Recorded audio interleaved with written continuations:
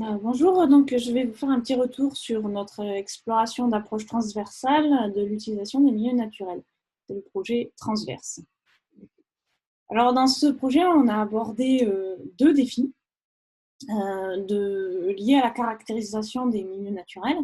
Le premier, c'était de caractériser de manière continue dans l'espace et aussi de manière continue écologiquement, afin de mieux appréhender les transitions. En tout cas, c'est une autre façon d'appréhender les transitions. Et le deuxième défi, c'était d'avoir une approche fonctionnelle pour mieux identifier et comprendre les liens de ces milieux avec les usages qui sont faits de ces milieux. Dans le premier défi, on s'est intéressé à tester un protocole de mesure de caractéristiques continues.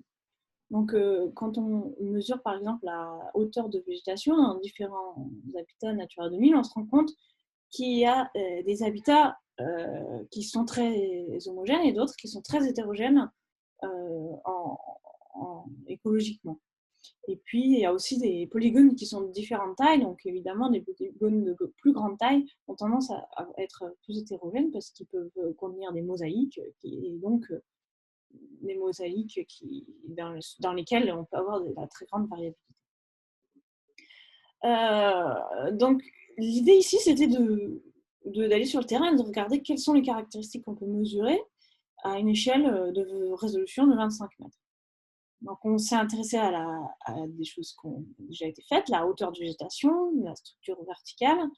On a aussi regardé la fréquence de certains groupes fonctionnels en point de contact et on a aussi récolté des traits fonctionnels foliaires de manière agrégée pour faire des mesures foliaires au niveau de la communauté.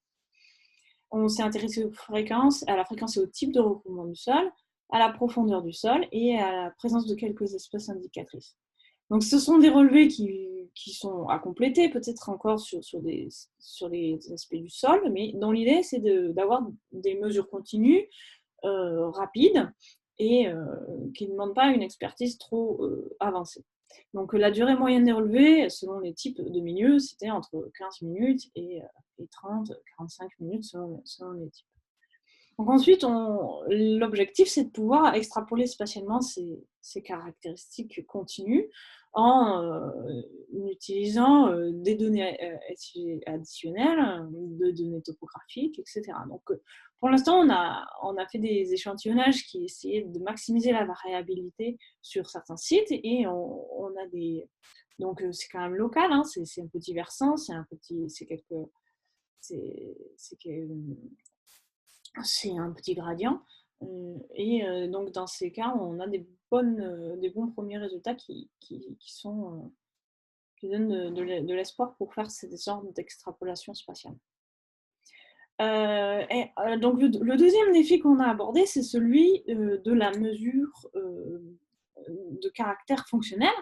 Donc, au-delà des caractéristiques de l'habitat, c'est-à-dire d'un pixel, on a essayé qui sont liées du coup aux ressources que ce pixel produit, qui sont consommables ou non consommables. On a essayé de caractériser la situation spatiale de ce pixel, donc que ce soit des contextes écologiques, mais aussi les caractéristiques géophysiques, sa stabilité, la stabilité du substrat, et puis l'accessibilité pour l'usager, la distance aux infrastructures, le champ de vision, etc. Dans l'idée d'avoir des attributs qui permettent de faire le lien avec des usages humains ou non humains. Et donc, on a pour cela utilisé des données spatialisées et réinterprété les habitats Natura 2000 avec la limite qu'on vient de parler. Et on a pu dériver les cartes un peu plus fines, plus continues, et qu'on a dérivé l'été et l'hiver sur le vallon du Chardon à Nevache. Donc après, on a fait une série de modèles de distribution d'usage, notamment ici un exemple, c'est le modélisation des couchades. Donc c'est un usage pastoral particulier et pour lequel on arrive quand même avec ces cartes à retrouver un lien assez fort entre ces caractéristiques multiples et les couchades. Donc ensuite, à partir de ça, on a pu aussi dériver des idées de coexistence. Donc, on a regardé un peu le nombre d'usages sur 10 qu'on a modélisé, l'été, l'hiver, et puis on peut observer des zones refuges, on peut observer un changement de, de l'utilisation de l'espace selon la saison, etc. Donc ça, c'est très exploratoire, mais ça permet de voir un petit peu qu'est-ce qu'on peut faire avec cette perspective premièrement, de caractériser l'habitat de manière continue avec une résolution spatiale plus fine et aussi écologique qui est différente de celle qu'on a à l'habitude. Et puis, qu'est-ce qu'on peut en faire pour le lier aux usages avec cette idée d'avoir des caractéristiques qui ne sont pas que celles du pixel, mais qui sont aussi celles de son contexte. Voilà, j'espère que ça vous aura inspiré pour les discussions.